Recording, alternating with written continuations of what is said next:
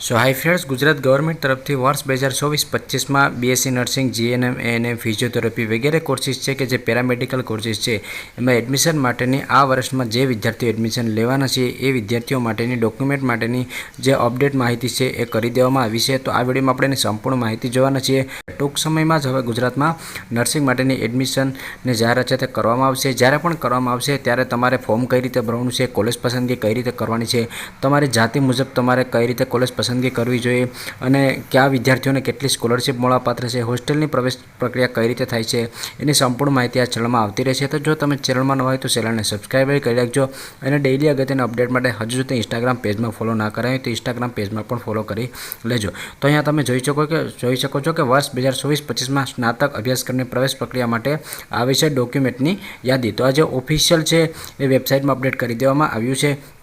હવે આ નીચે આવશો તો એની સંપૂર્ણ માહિતી આપણે જોઈ શકીએ. તો પહેલાં તમે ધોરણ 12મું છે એ પાસ કરેલા હોવા જોઈએ. મેં લાયકાત ઉપર ઓલરેડી વિડીયો બનાવેલો છે. એએનએમ, જીએનએમ, બીએસસી, બીપીટી જેટલા પણ કોર્સિસ છે એના પર ઓલરેડી વિડીયો બનાવેલો છે. તેમ છતાં પણ તમારે અહીંયા જોવું હોય તો લાયકાત છે એ તમે જોઈ શકો છો. નર્સિંગ માટેનું મેરિટ છે કઈ રીતે બને છે એના પર મેં ઓલરેડી વિડીયો બનાવેલો છે. એ વિડીયો તમે જોઈ લેજો. હવે આપણે ડોક્યુમેન્ટ છે કે જે અપડેટ થયેલી માહિતી છે એ જોઈ લઈએ. તો જે તમારો જન્મ સ્થળનો પુરાવો છે, પ્રૂફ ઓફ બર્થ પ્લેસ, તો એની પાસે તમારું એલસી હશે તો ચાલશે, એટલે કે લિવિંગ સર્ટિફિકેટ હોય એટલે તમારું ચાલશે. ત્યાર પછી જન્મ તારીખનો પુરાવો, તો એમાં પણ તમારું સ્કૂલ લિવિંગ સર્ટિફિકેટ છે ચાલશે.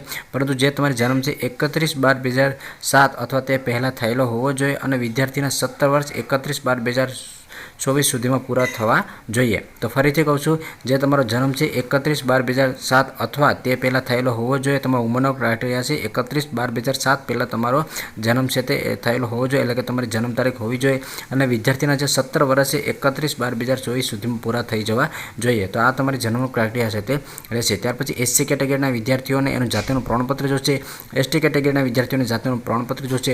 હવે જે અગત્યની માહિતી અપડેટ કરવામાં આવી છે એ અહીંથી 8 નંબરથી તમને જોવા મળશે. તો જે પણ વિદ્યાર્થીઓ ઈડબ્લ્યુએસમાં અને ઓબીસીમાં કે નોન ક્રિમિનલ સર્ટિફિકેટ ધરાવતા હોય એ વિદ્યાર્થીઓનું જૂનું ડોક્યુમેન્ટ હશે તો એ ચાલશે નહીં. અહીંયા શું કહેવામાં આવ્યું છે એ તમે જોઈ શકો છો કે ઓબીસી કેટેગરીનું પ્રમાણપત્ર ગુજરાત સરકારની નીતિ નિયમ મુજબ નોન ક્રિમિનલ સર્ટિફિકેટ છે 1/4/2022 અથવા તે પછીનું હોવું જોઈએ. ઘણા બધી વિદ્યાર્થીઓના મને ઇન્સ્ટાગ્રામ પેજમાં પ્રશ્નો છે તે આવ્યા હતા કે સર મારે 2021નું છે તો ચાલે, તો તમારે 2021નું છે એ ચાલશે નહીં. તમારું જે નોન ક્રિમિનલ સર્ટિફિકેટ છે 1/4/2022 અથવા એ પછીનું હોવું જોઈએ અને બંને જે પણ પ્રમાણપત્ર છે તમારી જાતિનું અને નોન ક્રિમિનલ સર્ટિફિકેટ એ ગુજરાત સરકાર દ્વારા જ કાઢેલું હોવું જોઈએ. તો નોન ક્રિમિનલ સર્ટિફિકેટ અને જાતિનું પ્રમાણપત્ર ઓબીસી કેટેગરી માટે 1/4/2022 પછીનું હોવું જોઈએ. ત્યાર પછી જે વિદ્યાર્થીઓ ઈડબ્લ્યુએસ કેટેગરીમાં આવતા હોય તો એનું જે ઈડબ્લ્યુએસ કેટેગરીનું પ્રમાણપત્ર છે આર્થિક રીતે નબળા વર્ગનું, તો એ પણ 1/4/2022 અથવા એ પછીનું હોવું જોઈએ. 1/4/2022 પહેલાંનું સર્ટિફિકેટ છે એ તમારું માન્ય રહેશે નહીં.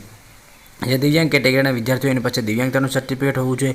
વિધવા અને અનાથ બાળકો હોય એની પાસે સરકાર દ્વારા જે નિયમ અનુસાર સરકાર દ્વારા જારી કરેલ વિધવા અને અનાથ બાળકનું સર્ટિફિકેટ છે તે હોવું જોઈએ. ત્યાર પછી જે ડિફેન્સ કેટેગરીના બાળકો હોય તો એની માટે ગુજરાત સરકાર દ્વારા અધિકૃત અધિકારીઓ દ્વારા આપવામાં આવેલ સંરક્ષણ કર્મચારીનું ડોમિસાઇલ સર્ટિફિકેટ છે તે રજૂ કરવું પડશે. ડોમિસાઇલ સર્ટિફિકેટ ઉપર મેં ઓલરેડી એક સ્પેશિયલ વિડીયો બનાવેલો છે, તમારે જરૂર હોય તો એ પણ તમે જોઈ શકો છો.